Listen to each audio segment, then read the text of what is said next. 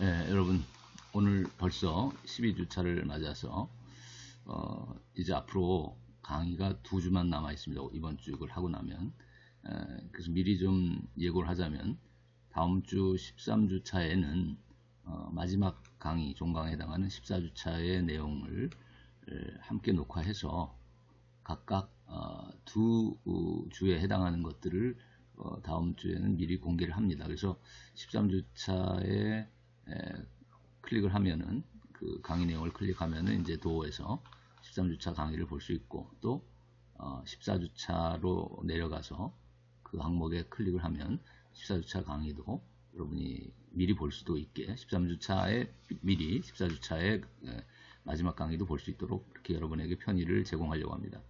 과제도 마찬가지로 13주차의 과제와 14주차의 과제를 공개를 동시에 13주차에 하면서 각각 말하자면 제출 기한만 13주차는 13주차 일요일까지죠. 그 주 일요일 마지막 끝날까지고 과제 제출 기한은 14주차의 경우는 14주차까지를 주되 과제 시작은 13주차에 같이 할 수 있도록, 그래서 이렇게 하는 이유는 여러분의 편의를 위한 것인데 이 강의는 제 15주차에 기말시험을 보지 않죠.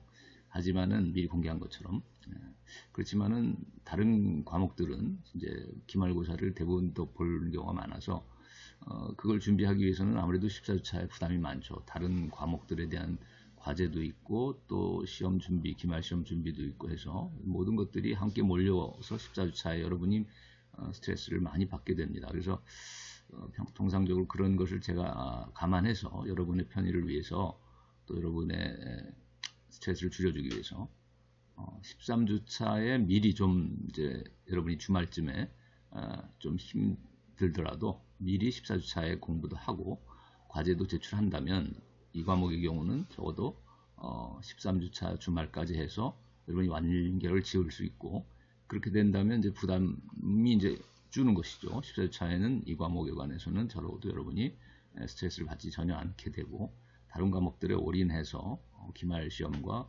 다른 과목들의 과제에 올인할 수 있는 이런 이제 상황이 되죠. 그래서 여러분을 위해서 미리 공지합니다. 13주차에는 13주차의 강의 내용과 과제, 그리고 14주차의 강의 내용과 과제를 동시에 2주에 해당하는 내용들을 동시에 공개를 할 예정입니다. 여러분 그렇게 이해하시고 좀 부지런한 사람들은 13주차에 그 모든 과제들을 다 제출하고 14주차까지를 제출하면은 마지막 주에는 다른 과목들에 올인할 수 있는 그런 기회가 될 수 있겠다. 물론 이제 평소처럼 그냥 14주차 과제를 하고 14주차에 제출하겠다고 하는 사람들은 역시 그것도 가능합니다. 다만 미리 여러분이 13주차에 이 과목에 관한 과제들을 다 마무리하고 싶다라는 사람에게는 도움이 될 수 있도록 14주차를 선공개를 하는 것일 뿐입니다. 13주차에 함께. 그러나 기한은 역시 마찬가지로 14주차까지는 낼 수 있도록 14주차 과제의 경우는 그렇게 2주에 걸친 기한을 줄 것이기 때문에 평소처럼 그냥 13주차만 하고 14주차에 가서 또 14주차를 할 사람들은 그렇게 해도 된다는 것, 여러분 미리 공지합니다. 그래서 오늘 그러면 오늘 과목 다뤄질 오늘의 그 주제들 크게 두 가지인데요. 하나는 나는 어떻게 살아야 하는가 라는 주제입니다. 이것은 철학의 향기라는 교재에 나와 있는 그 챕터의 그 내용이죠. 제목이죠. 그래서 인간과 도덕이라는 그 2장의 제 3절에 해당하는 나는 어떻게 살아야 하는가 라는 이 제목에 관해서 여기서는 크게 세 가지를 다루고 있죠. 하나는 인간의 인격이 어떻게 성숙할 수 있게 하는가 하는 인격 성숙의 조건에 대한 그 성찰을 한번 해보자는 거고, 두 번째는 선의지와 악의 성향이라는 것이 인간 안에 깃들어져 있다면 어떻게 이것들의 갈등을 극복하고 선한 의지를 일깨워서 우리가 악의 성향을 극복해 나갈 수 있겠는가라는 그런 문제의식. 그러면 세 번째는 도덕의 원리라는 것은 무엇일까? 그러면 도덕 법칙에 관한 성찰이죠. 그래서 칸트의 경우 도덕 법칙으로 세 가지의 정식화를 하고 있는데 내용적으로는 사실 동일한 내용을 형식적으로 세 가지로 나눠서 제시하고 있다라고 볼 수 있고, 이 세 가지의 형식은 각각 공리주의자들의 도덕 원리를 비판하고 있는 것과도 연결될 수 있겠다. 그래서 그 윤리학상에서 보자면 크게 보면 이제 동기를 중시하느냐, 결과를 중시하느냐 이 두 가지 입장에 대립하는 것이 바로 칸트와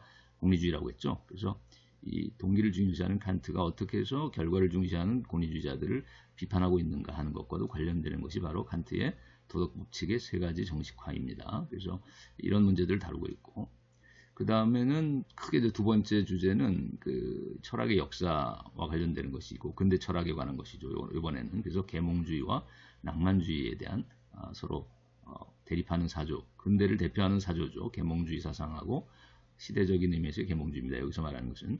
근데 이 계몽주의를 비판하면서 칸트가 어떻게 보면은 이제 뭐 비판적인 의미에서의 계몽 또는 참된 계몽의 이념을 제시했다고 그랬죠. 근데 그것이 바로 낭만주의를 열어놓은 것이죠. 그래서 칸트의 경우 이제 시대적인 의미에서 계몽주의 시대에 살았던 사람이고 그 마지막에 해당하는 그러니까 계몽주의 시대의 마지막 끝 무렵에 살았던 칸트가 어떻게 계몽주의를 정리하고 또 계몽주의를 비판하면서 낭만주의를 열어놨는가 하는 이제 이런 문제의식을 여러분이 좀 가지고 계몽주의자인 데카르트, 대표적인 계몽주의자죠. 계몽주의를 열어놓은 사람이 바로 데카르트고 또 낭만주의를 열어놓은 사람은 이제 칸트라고 아까 말했죠. 계몽 시대를 살았고 계몽을 정리를 하고 계몽을 완성했다고도 하지만 계몽을 비판하면서 결국은 참된 계몽이라는 것은 이렇게 돼야 된다라고 이제 칸트가 제시하면서 머리만의 계몽이 아니라 전인격적인 완성을 향해 나가야 된다 이렇게 얘기했죠. 그렇다면은 도덕성이라든지 예술성이라든지 이런 문제들까지도 포함해서 인격이 전인격적으로 성숙해 나가야 되는 것이 진정한 참된 계몽이다라고 칸트가 얘기했다면 이것이 이제 낭만주의자들의 그 예술을 중시하는 낭만주의자들 또 인간의 그 도덕적인 결단이나 의지를 중시하는 또 예술적인 정서, 감정, 체험을 중시하는 이런 낭만주의를 열어놓았다고도 볼 수 있기 때문에 이렇게 계몽주의와 낭만주의라는 이 대표적인 근대의 철학의 사조들 각각 데카르트와 칸트로서 이렇게 대변해서 그다음에 또 이제 칸트 이후에 쉘링 같은 예술을 중시하는 이제 철학 사조가 나오죠. 주정주의에 가깝고 또 주의주의에 가까운 이런 입장들이 나오죠. 주지주의적인 것이 계몽주의라면 낭만주의는 주정주의 또는 주의주의적인 성격이 강한데 자 그래서 이렇게 데카르트 그리고 칸트 쉘링 이런 사람들을 좀 다루려고 해요. 여기서 여러분 이번 주는 이렇게 전개되는 것입니다. 여기서 좀 더 이제 내용적으로 자세한 내용들은 곧 이어서 할 수 있도록 하겠습니다.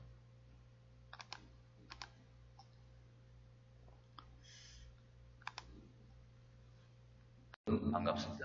오늘은 12주차에 해당하는 강의 내용을 전달하려고 합니다.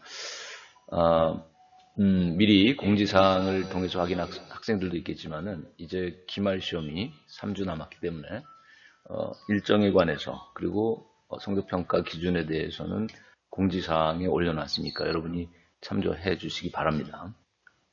오늘 다뤄야 할 내용은 크게 두 가지입니다. 하나는 우리가 철학의 향기라는 교재 안에서 보자면은 나는 무엇을 해야 하는가라는 제목으로 된 이제 내용 그리고 시대 사조상으로 보자면 근대 철학에 해당하고 또 우리가 그 현대사회 철학상담이라는 교재상에서 보자면은 근대 철학자들인 데카르트, 칸트, 쉘링 이 세 사람을 이제 다루고 있는데 크게 사조로 보자면 근대 이제 계몽주의와 낭만주의 철학을 내용으로 하고 철학자는 아까 말한 데카르트, 칸트, 쉘링에 대한 간단한 소개를 하는 크게 두 가지 이런 주제를 다루고 있겠습니다. 그거 들어가기 전에 잠깐 우리가 한번 워밍업으로 생각을 한번 해볼 내용은 우리가 거짓과 진실 그 차이를 아시나요? 라는 이제 제목으로 여러분이 크게 우리나라에서 상영됐던 드라마 하얀 거탑 그리고 영화 중에서는 7번 방의 선물의 그 스토리를 가지고 여러분이 한번 생각을 해보라고 여러분에게 이제 제시했습니다. 그래서 하얀 거탑이라는 그 영화에서는 김명민 탤런트가 역을 맡아서 열연을 했던 그 장준혁이라는 외과 의사죠. 심장외과 전문의 역할을 했는데 이 장준혁이 극중에 이제 그 무죄 판결을 1심에서 그죠? 네, 의료사고를 저질렀지만은 그 의료팀들이 그가 이제 출세지향적인 어떻게 보면 자기중심적이고 출세지향적인 이런 어떤 이기적인 오늘날 현대인들의 모습을 대변한다고도 볼 수 있는 게 이제 그 외과 의사 장준혁이었는데,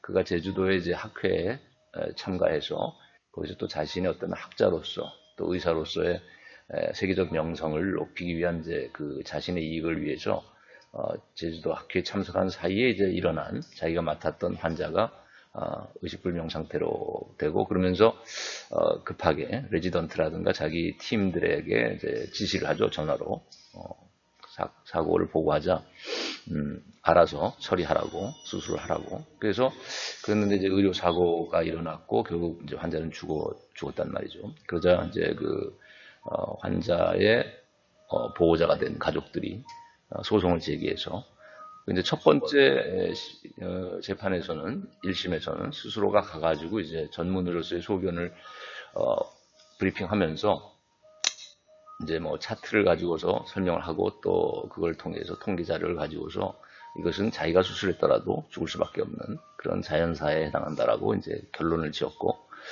그래서 이제 법의학적으로 그 의견이 받아들여져서 전문의의 소견이 굉장히 중요하긴 하니까 의학적인 판단이 또 거기서는 의료사고라는 그 재판의 특수성에 따르면, 그래서 결국은 이제 법학적으로도 무죄, 그리고 의학적으로는 이제 자연사다라는 이런 이제 1심에서의 판결을 받게 되죠.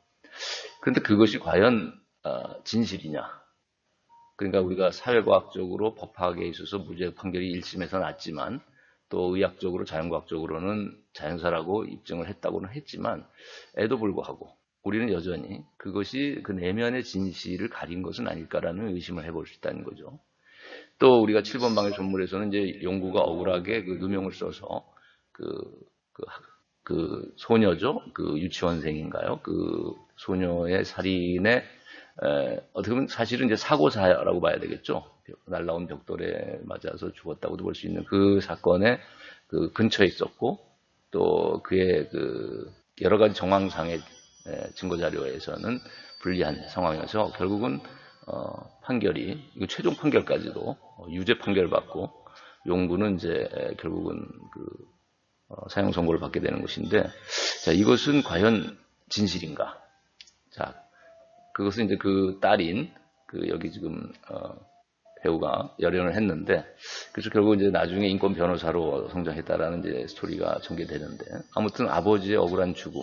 자, 이것이 과연 우리가 법학적으로 보면 이제 최종심에서 3심까지 가서 예를 들면 사형 선고를 받고 유죄 판결을 받았다면은 사회학적인 관점에서의 진리는 유죄가 맞고, 그럼에도 불구하고 우리는 여전히 그 사건은 오심일 수도 있지 않을까, 그리고 그것은 내면의 진실이 가려져 있지 않을까라는 이런 문제의식 때문에 결국 그 딸은 그것을 파고 들어가면서 결국 억울한 이런 재판을 받는 사람들의 누명을 풀어주기 위한 어떤 그런 인권의 관점에서 정의로운 변호사가 되겠다라는 길을 택해서 그리고 이제 변호사로 성장하게 되는 이 과정이 이제 나중에 다뤄지고 있는데, 이 영화에서도.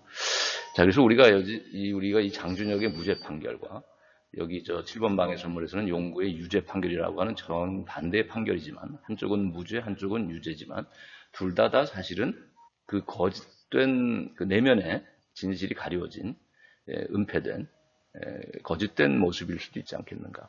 우리가 실존 철학자 하이데거는 진리란 비은폐다라는 이제 유명한 그 명제가 있죠. 그래서 드러난 그 내면의 진실이 드러나는 것이 진리지, 내면의 진실이 가려진 채로 우리가 현상, 겉모습만 가지고서 관찰과 측정 가능한 그 데이터만 가지고서 판단하는 내용들은 사실은 그 내면의 진정한 그 속의 진실을 가리울 수도 있다면, 진정한 진리라는 것은 관측의 결과라기보다는, 또는 과학적인 입증의 결과라고만 볼 수 있다기보다는 오히려 그 내면의 진실이 드러나는 것, 비은폐라는 게 그거죠. 은폐됐고 감춰졌던 진실이 드러나는 것이야말로 존재론적으로는 진리고, 철학의 관점에서 보자면 진정한 의미의 진리다. 이런 의미에서 실존 철학자는 실존적인 진리라는 것은 비은폐다, 이런 표현을 썼는데, 그런 이제 실존 철학의 관점에서 보더라도 지금 오늘날의 과학기술 문명을 이제 실존 철학이 비판하는 하나의 그 이유도 될 수 있겠다, 이것이. 또는 동기가 될 수도 있겠다. 우리가 사회과학적인 또는 자연과학적인 이런 무죄 판결이나 자연사 입증이라는 것이 사실은 그 겉핥기식의 관측 결과에 의한 것일 수만도 있을 수 있겠다. 그 내면의 진실은 완전하게 드러냈다고 말할 수는 없지 않겠는가. 자, 이런 성찰 한번 해볼 수 있겠습니다. 그래서 우리가 그 아까 하얀 거탑의 내용, 그 다음에 우리가 그래서 외과 의사의 장준혁이 이제 세계 최고의 전문 지식과 기술을 자신의 의료사고 책임 회피 수단으로서 사용했고, 또 다른 말로 하면 자신의 어떤 잘못, 자신의 오류에 대한 정당화, 합리화의 도구로 사용해서 환자의 죽음을 자연사로 입증했다는 것이죠. 그래서 사회과학적인 관점에서 보자면 이제 법원에서 1심에서 무죄 판결을 받았다면은, 그러나 이것은 과학적으로는 이제 사회과학이나 자연과학에서의 진리라고 간주된다고 하더라도 우리가 아까 말한 것처럼 사건의 내면은 과연 진실이냐라는 이제 질문이 제기될 수 있겠다. 이것은 지난 시간에도 한번 얘기했던 내용이죠. 그 다음에 이제 오늘 하나 또 다른 예를 여러분이 이제 서양의 외화 중에서 우리가 좀 시간이 지난 외화 중에 A Few Good Men이라고 하는 여기 보면은 이제 등장인물들이 유명한 배우들이 많이 나오죠.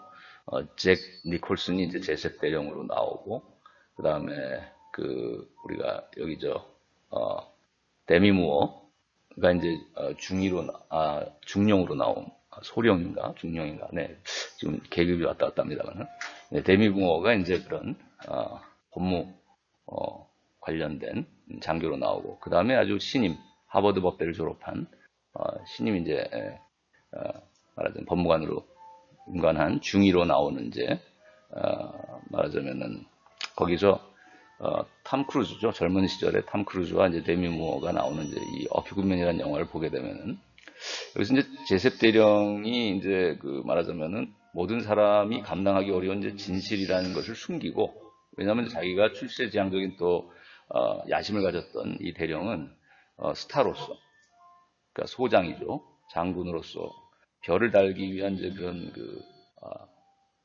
승진을 앞두고 있었어요, 바로. 그래서 연말에 이제 이런 사건 사고가 군대 내부에서 일어나면, 자신이 지휘하고 있는 사건이 일어나게 되면 아무래도 진급에는 유리하지 않죠. 그러다 보니까 제습 대령은 군대 내에서 이제 사고가 일어난 것이죠. 병사 하나가 이제 말하자면은 뭐랄까요, 군대 내무반 안에서 말하자면은 상급자에 의해서 이등병이 말하자면 살해되는, 자, 이런 사건이 일어났는데, 폭력적인 어떤 구타에 의해서. 근데 이제 그것이 알고 보면 코드 레드라고 하는 그 군대 내부에 해병대입니다. 이것이 배경으로 하는 것은 미국 해병대인데, 쿠바라고 하는 그 공산국가에 주둔하고 있는 미국 해병대 기지 안에서 이제 특수한 어떤 규율이 있었고, 그것은 이제 말하는 코드 레드라고 불문율상으로 군법으로 보자면 사실은 부당한 조치일 수도 있겠지만은, 내부적으로는 이루어졌던 하나의 그 불문율로서 코드 레드라고 하는 명령이 있었는데, 그것은 이제 군기를 확립하라는 이제 명령이죠. 그래서 폭력도 허용하는 군대 내부만 안에서의 얼차례라든가, 오늘날 우리 군대에서 보자면 얼차례라든가 이런 기합을 주고 폭력적인 구타도 허용되는, 이런 것이 이제 군 기강을 잡기 위한 코드 레드라고 하는 자신들의 어떤 명령이었는데, 이것을 사실 제습 대령이 비밀리에 지시를 한 것이에요. 그래서 그것에 따라서 이제 아래로 내려가서 결국은 군대 내부반에 있는 상급자가 이제 하급자를 구타하다가 결국 군기 잡겠다고 하다가 결국 이제 죽음으로 가는 이런 이제 사건이 일어났는데, 이것을 이제 본인이 코드 레드를 명령했다라는 것을 숨겼던 것이죠. 그리고 그 밑에 있는 그 말단 내무반에 있었던 병사들 간의 어떤 사고에 불과하다라고 이제 축소시켜서 관련자만을 이제 간단하게 징계하고 집행유예로 풀려나오게, 이렇게 다 그런 식의 조치를 취하려고 했었던 것인데, 이제 그것을 파고들게 된 것이죠. 이제 변호사 출신의 이 젊은 탐 크루즈가 역할을 했던, 그 다음에 이제 데미 무어가 또 장교로서 소령인가요? 네, 그렇게 해서 나왔는데, 자, 이렇게 이런 정의로운 관점에서 사건을 파헤치다 보니까 결국은 제습 대령의 코드 레드가 그 꼭대기에서 이루어진 하나의 최초의 원인 제공이라고 볼 수 있겠고, 이 사건에.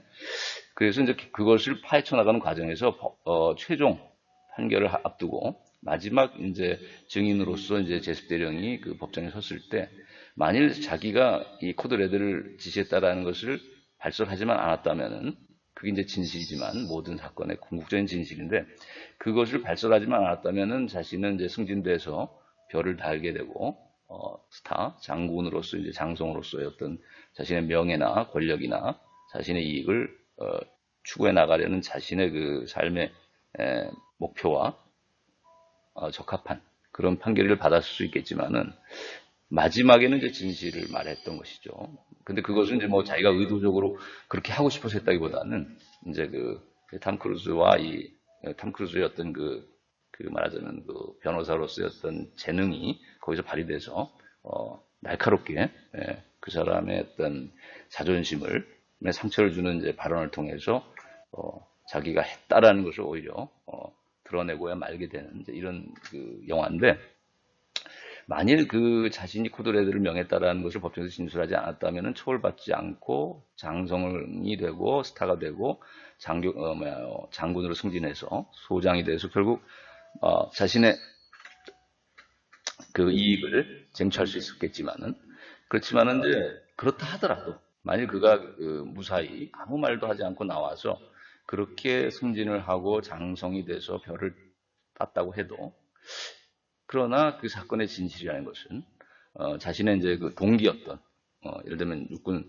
사관학교를 같이 졸업했던 동기 중에서 마킨슨 중령이라는 사람이 있었는데, 자신은 이제 지금 대령이고 이미 해병대 이제 그 사령관이고, 자신의 이제 동료이자 자기 부하로 이제 자기 동료가 이제 위치하고 있었죠. 그 부대에 중령이라는 계급 때문에 자신은 대령이고, 그래서 승진을 자기는 이제 출세지향적이어서 출세를 해서 대령까지 올라갔지만 자신의 동기는 이제 중령에 머물고 있었는데, 그 마키슨 중령은 사실은 굉장히 양심적인 군인이었고, 그래서 사실은 이런 코드레드를 반대했죠. 코드레드 명령을 통해서 군기를 잡기보다는 그 문제가 될 수 있는 사병을 다른 부대로 전출시키기를 권유했음에도 불구하고, 마킨슨 중령은 자신의 어떤 뭐랄까요, 자존심도 있고 또 자신이 그 군대를 장악하고 있다라는 어떤 자신감, 이런 것들 때문이기도 했을 텐데, 아무튼 코드레드를 통해서 군기강을 확립해서 그 문제가 될 수 있는 문제 병사도 제대로 교육을 시켜라, 이런 식의 명령을 함을 통해서 결국 그 문제가 되는 병사가 이제 죽음에 이르게 되는 이런 이제 문제가 됐죠.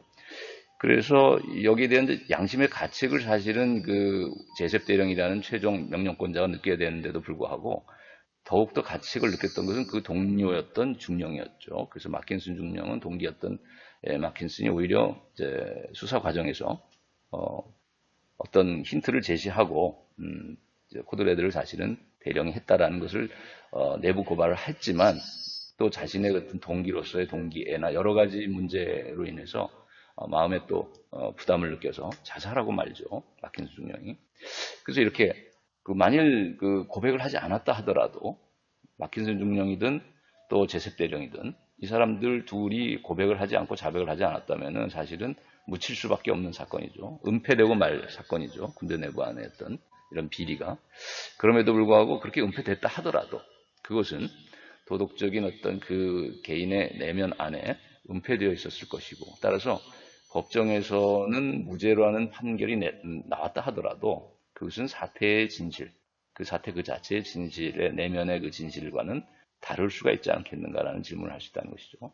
그래서 이것을 지난 시간에 우리 하얀 거탑에서도 마찬가지고, 우리가 이런 오피군맨의 사건에 대해서도 그렇고, 우리가 칸트의 이론 철학의 내용의 결론이 이런 거라고 그랬죠. 과학은 말하자면 비유하자면 섬나라고, 진리의 섬나라고, 그 작은 섬 바깥에 펼쳐진 무한한 바다나 또 그 섬 밑에 빙산의 일각에 불과한 그 섬 밑불이 해당하는 빙산의 그 밑불이나 또 저 해저 그 기반을 지진이나 우리가 화산을 일으킬 수 있는 저 밑에 마그마가 도사리고 있는 저 해저의 깊은 지반에 대해서는 과학은 알 수 없다라는 이제 결론을 내렸어요. 그래서 그것을 이제 현상을 알 수 있을 뿐 사물 자체를 알 수 없다, 이렇게 표현도 했고, 그 현상의 세계, 과학이 알 수 있는 현상의 세계는 진리의 섬에 불과하다라는 비유도 했죠. 그래서 이런 것과 연결시켜서 우리가 사태 내면의 진실을, 사태 그 자체의 진실을 우리가 칸트가 말한 사물 자체에 비유해서 이해한다면 칸트의 인식론을 이해할 수 있다는 것이죠. 결론을. 사물 자체를 과학이 왜 알 수 없다라고 말했는가를. 그리고 우리가 하나의 이제 그 소설 중에 유명한 그 도스토옙스키의 죄와벌이라는 소설이 있죠. 그 보면 주인공인 라스콜린코프는 법대생인데, 그죠? 전당포의 그 노파는 그 자기같이 가난하고 유능하고 능력이 있는 이런 지식인들, 청년들, 자, 이런 학생들에게, 그 가난한 학생들이 볼 때는 저 돈이 많은 전당포 노파는, 하등 사회적으로도 이익을 주지 못하는 존재고, 말하자면 경제적으로도, 노동인구로서도 어떤 역할을 하는 자도 아니고, 고리대금이나 무슨 이런 전당포에서 물건을 받아서 그걸로 이익을 남기는 저런 노파는 사회의 악일 뿐이다 이렇게 생각을 하고 치밀한 계획을 세워가지고 결국은 노파를 살해하죠. 그리고 그것을 이제 거기서 훔친 돈으로 자신의 어떤 장학금으로 쓴다든가 또는 뭐 가난한 사람들을 위해서 그것을 사용하는 것이 훨씬 더 공익에도 전체 이익에 이바지하는 것이다. 전체의 행복이나 전체의 쾌락을 줄 수 있는 일이다. 그래서 한 개인인 노파를 죽이는 것이 그의 인권에는 문제가 되는 문제겠지만은 다른 많은 사람들 또는 자기와 같은 가난한 고학을 하는 청년이나 학생들에게 큰 이익을 주기 때문에 이것은 정당화될 수 있다라는 생각을 했었다는 것이죠. 그러나 마지막에 가서 결국 이제 자신이 사귀던 그 아주 순수한 그런 양심을 가졌던 그 여인의 그 말하자면 권유도 있고 해서 결국은 양심의 가책으로 인해서 자백을 하게 되죠. 자수를 하게 되는데 경찰에. 근데 아무튼 최초에 그가 살인을 하게 된 동기가 되고 또 그것들을 정당화했던 그의 논리, 그의 근거는 뭘까? 그것을 한번 여러분이 지난 시간에 했던 벤담의 공리주의하고 연결시켜서 한번 그 근거를 최초의 대학생으로서의 라스콜니코프가 전당포 노파를 살해하는 것이 정당하다라고 했었을 때 그가 생각했던 논리적인 근거는 뭐였겠는가? 가장 좋은 것이 최대 다수의 최대 이익이고 최대의 쾌락이라고 했다라는 그 벤담의 공리주의하고도 연결고리가 있지 않겠는가 생각을 할 수 있다는 것이죠. 또 하나는 그러나 그가 왜 그러면은 나중에는 그가 자백을 하고 자수를 하고 말았는가? 그가 그 논리를 끝까지 고수하지 않고 그것은 칸트의 어떤 도덕 철학이나 거기에 나오는 이제 인간의 이성의 사명 또는 인간의 어떤 삶이라는 것이 인격적인 삶이라는 것은 선의지를 낳는데 그 목표가 두어져야지 되는 것이 아니냐. 인간이 머리가 좋고 이익을 잘 계산할 수 있는 능력을 가지고 있는 것이 인간의 이성이기도 하겠지만 그것이 자신의 이익의 도구나 집단의 이익의 도구로만 사용될 것이 아니라 그 자체로서 선한 의지를 낳는 그런 데 사용돼야 된다라는 이제 칸트의 이성의 사명 또 인간의 사명에 대한 칸트의 생각. 그래서 무엇보다도 도덕적인 선이라는 것은 최고선이라고 할 수 있는 것도 결국은 양심에 부합하는 행위를 했을 때 주어지는 어떤 만족이나 기쁨에서 찾아야지 그 자체로서의 어떤 이익이나 쾌락만을 추구하는 것을 목표로 삼는 것이 최고로 좋은 최고선이 될 수만은 없다라는 이제 칸트의 도덕적인 철학 또는 가치관과도 연결고리가 있지 않겠는가. 그래서 각각 스콜리노코프가 전당포 노파를 살해할 때 그의 어떤 윤리적인 도덕적인 논리하고 그가 곧 자백을 하고 자수를 하게 됐을 때 어떤 그의 그 가치관이랄까 또 도덕적인 어떤 근거는 다를 수 있겠다. 벤담이나 칸트가 다를 만큼이나 그렇게 다를 수 있겠다는 것이죠. 오늘은 자 우리가 이 교과서 철학의 향기라는 교재를 보게 되면 나는 무엇을 해야 하는가라는 주제를 다루고 있습니다. 그 중에서 이제 지난 시간에 한번 간단하게 9주차에 포도주와 인간의 비유를 했었죠. 그 내용이 앞에 부분에 이제 나오고 있어요. 그래서 인간의 가치라는 것은 포도주의 가치와는 달라서 가격이라는 말을 쓰지 않고 인격이라는 말을 쓴다는 것이죠.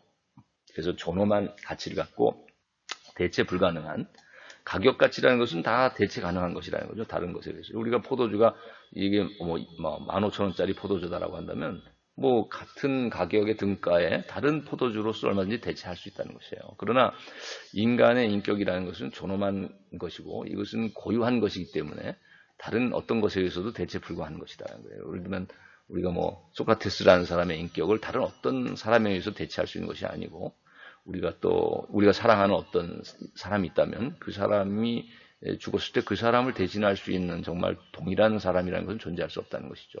그래서 인간의 인격은 가격하고 달라서 상대화되거나 대체 가능한 것이 아니다.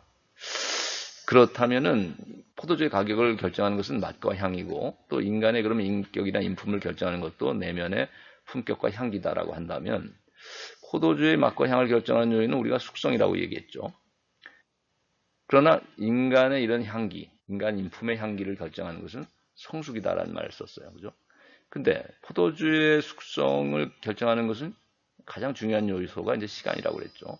어떤 시기에 딴 포도를 얼만큼의 시간에 걸쳐서 오크통 속에서 발효가 되느냐가 중요한데, 그런 인간은 나이가 들고 시간이 흐른다고 해서 곧바로 성숙해진 것은 아니라고 말했죠. 인격이. 오히려 나이가 많은 70, 80대 된 노인도 정말 그 방화 사건의 범죄를 저지를 수도 있는, 자, 이런 예를 들었었죠. 그래서 인간의 사람됨의 향기라는 것은, 품격이라는 것은 결국 나이에 의해서 결정되는 것만 아니다. 성숙되는 것은 아니다. 그러면 인간 성숙의 조건은 무엇이겠는가? 이게 매우 중요한 내용인데, 이것은 아픈 만큼 성숙한다라는 유행가 가사가 있어요. 그러나 지난번에도 얘기했지만 아프다고 해서 다 성숙하는 것은 아니다.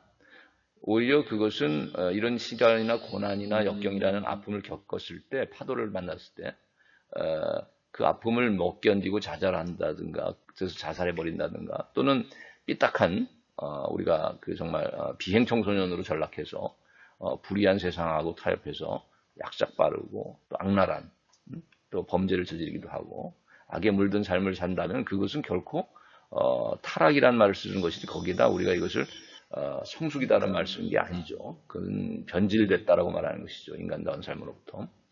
그렇다면 우리가 이런 썩은 악취를 풍기지 않고 그 깊은 그윽한 향기를 내기 위해서는 그 아픔이나 역경을 만났을 때 어떻게 해야 될 것인가? 그것은 아픔 속에서도 오히려 자기의 내면을 성찰하고 반성하고, 어떤 과거의 자신의 어떤 문제점들을 개선하려는, 그리고 그래서 자신의 그 자유의지를 올바르게, 양심적으로죠.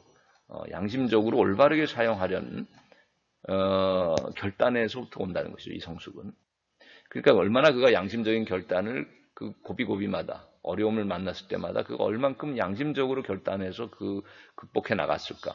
그래서 우리가 그 아픔의 극복이라는 말을 썼죠. 아픔을 극복했을 때 그가 곧 성숙해진다. 근데 그 아픔의 극복이라는 말은 다른 말로 하면 자유를 양심적으로 사용해서 결단하는 것을 말하는 것이죠. 아픔의 극복이라는 것은.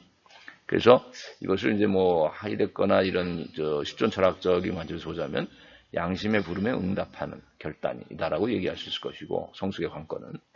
또 후기의 하이데거는 이것을 탈존이라는 말을 썼는데, 또는 존재의 소리, 존재의 부름에 응답한다는 표현으로 썼는데, 후기에는 양심이란 말을 대신 이런 존재의 부름에 응답해서 어떤 결단을 하는 그래서 실존 철학에서는 이제 피투적인 기투로서의 오늘날 이 순간에서의 결단, 또는 후기에는 이제 탈존이라는 말을 썼다고 그랬죠. 이것은 이기적인 어떤 자신의 어떤 때묻은 삶으로부터 오히려 벗어나는 삶이기 때문에, 이것이.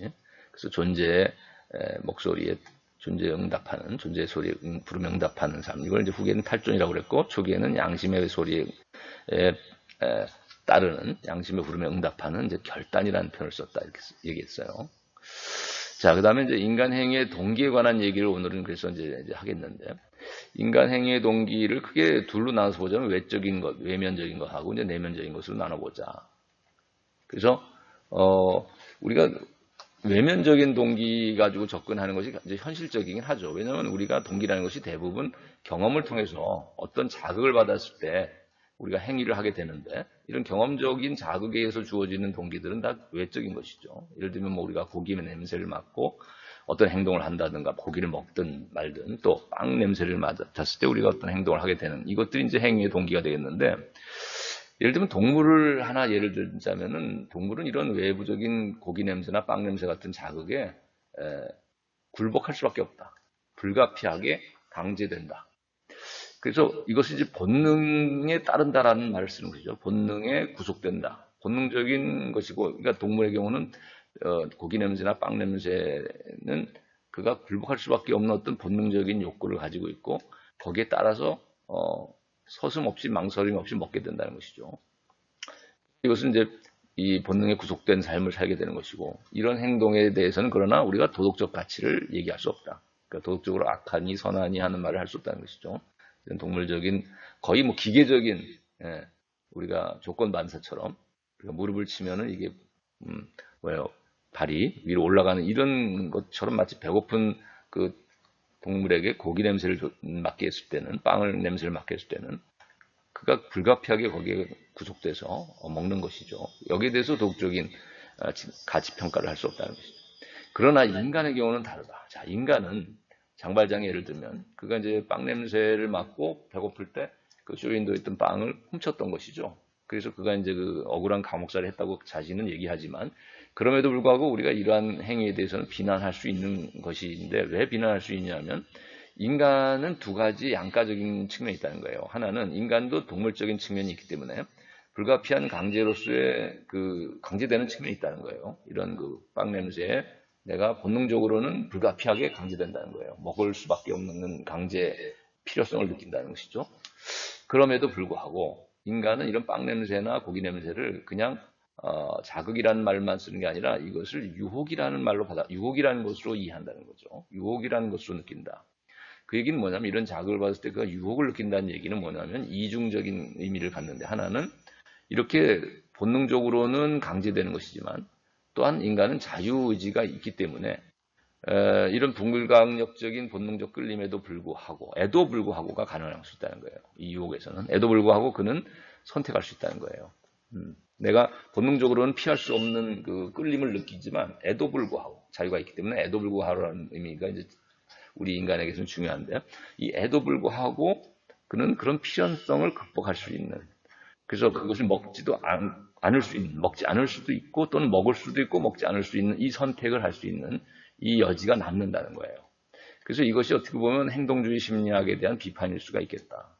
그러니까 인간이 동물과 마찬가지로 자극에 대해서 S에 대해서 P라는 반응을 할 수밖에 없는 존재로 보는 것이 이제 행동주의 심리학이죠. 그래서 스티뮬러스가 주어지면은 R이죠. SR이죠. S가 주어지면 이제 R이라는 반응, 리스판스라는 스티뮬러스 리스판스의 반응이라는 것은 동물이든 인간이든 동일하다라고 보는 거죠. 그래서 동물과 인간의 어떤 이런 행동 체계를 동일한 구조와 원리를 가지고 이해하려고 했던 것이 행동주의 심리학입니다. 그래서 이런 행동주의 심리학은 비인격적이다라는 비난을 오늘날 받았기 때문에 인간 중심의 어떤 또 심리학자들이 나오는 것인데 휴머니즘을 바탕으로. 근데 이런 동물과 인간을 동일한 본질로 이해하고 또 그 행동에 있어서도 동물과 인간의 행동 구조를 동일하게 이해했던 이 행동주의 심리학을 이제 비판할 수 있는 측면이 이제 이런 이 자극을 단지 불가피한 강제로서 반응할 수밖에 없는 이런 그 강제로서만 이해하는 것이 아니라 유혹으로서 이해하고 이것은 다른 말로 하면 선택의 자유를 행할 수 있는 가능성으로서 이제 이해했다는 측면에서 칸트는 행동주의 심리학을 비판적으로 성찰했다고도 볼 수 있겠습니다. 그런데 그 다음에 자 우리가 이런 외적인 동기는 크게 그래서 동물의 경우와 인간의 경우로 나눴는데 우리가 내적인 동기에 의해서 인간의 행동이 이루어질 수가 있는데 이걸 이제 우리가 경험적인 동기라고 한다면 이것은 순수한 동기라는 것이죠. 그래서 이것을 칸트는 예지적인 또는 초월적인 그러니까 동물적인 어떤 강제로부터 벗어날 수 있는 가능성을 갖는다고 해서 이런 내적 동기는 인간의 자유의지로부터 이루어지는 그 행동 결정을 말하는 것이죠. 근데 이런 자유의지의 힘에 의해서 이제 결단하는 우리가 이것이 어떻게 보면 실존 철학을 또 가능케 하는 이런 이제 인간의 내적 순수 동기에 의해서 인간의 어떤 행동이나 삶이 이루어질 수 있다면 이것이 이제 사실은 본래적인 실존으로의 나아갈 수 있는 기반이 되는 그 인간의 어떤 본질적인 측면이죠. 그래서 이런 내적 순수 동기에 의해서 인간의 삶의 선택이 이루어질 수 있다면, 결단이 이루어질 수 있다면, 실존 철학이 말하는 본래적인 실존으로의 결단이 이제 이것에 의해서 이루어질 수 있는 것이죠. 인간의 이런 초월적이고도 예지적인 측면의 힘, 이것이 바로 자유의지인데, 이런 자유의지가 바로 우리가 우리가 오늘날 예를 들자면 양심선언 같은 것을 가능케 하는 것이다. 우리가 양심선언을 하는 사람들은 내부 고발이라든지 양심선언을 하는 사람들의 경우는 사실은 자신의 사회적 지위나 이익이나 자신의 봉급이나 그러니까 자신의 어떤 이익이나 쾌락이나 자신의 뭐 지위, 명예 이런 것들을 다 한꺼번에 상실될 수 있는 그 위험성을 다 가지고 있는 것이죠. 이 양심선언을 하는 사람들은. 그럼에도 불구하고 그러니까 어떻게 보면 고기 냄새와 빵 냄새에 그 굴복하는 자가 아니라 어떻게 보면 영원히 자기가 고기를 먹을 수도 없고 빵을 먹을 수도 없을 자신의 직장에서 쫓겨날 수도 있을 이런 위험을 감내하면서도 그럼에도 불구하고 그런 두려움을 느낌에도 불구한 거죠. 그러니까 자기가 배고프고 자기도 밥을 먹어야 되고 직장을 얻어서 안정된 그 지위를 유지하고 싶은 그런 본능적으로나 사회적으로 이런 느낌을 갖죠. 뭐 누구나 생존의 어떤 두려움을 생존의 위기를 의식을 느끼기도 하고 하니까 본능적으로 살고 싶은 이런 본능적인 욕망을 느낌에도 불구하고 먹고 싶은 욕망을 느낌에도 불구하고 돈벌이를 해야 된다라는 이 필요함을 느낌에도 불구하고 그는 그 모든 것을 초월해서 그것을 넘어서서 결단하는 행동을 하는 것이 이제 양심의 선언 아니겠어요? 그러니까 이것이 가능한 원리는 여기서 오는 것이 아니라는 거죠. 이런 데서 오는 것이 아니라 외적인 경험적인 자극이라는 동기에 의한 것이 아니라기보다는 내적인 순수한 동기에 의해서 이루어지는 것이고 이것은 다른 말로 하면 이제 양심의 자유에서 오는 것이다. 예지적인 자유, 초월적 자유 이렇게 얘기했는데 이것은 칸트가 양심의 자유인 것이죠. 네. 네. 이제 두 번째 항목에서는 우리가 선의지와 악의 성향의 대립 안에서 인간의 어떤 도덕적인 결단에 이르게 된다라는 이제 이 구조를 얘기하려고 해요. 그래서 인간이 우리 하나 예를 들면은 우리가 교재도 나와 있는 예 중에 우리가 기말 시험을 이제 보러 간다고 생각해 봅시다. 여러분이 이런 철학이나 윤리나 이런 것들을 내용으로 하는 어떤 이제 시험을 보러 가는데 우리가 뺑소니를 목격했어요. 그러고 나서 이제 신고를 했어요. 자, 그렇다면 우리가 뺑소니 신고는 결과적인 면에서 법에 합당한 행위이죠. 그러나 결과는 올바른 행동이지만 그러나 그의 동기는 과연 어땠을까? 선할까? 악할까?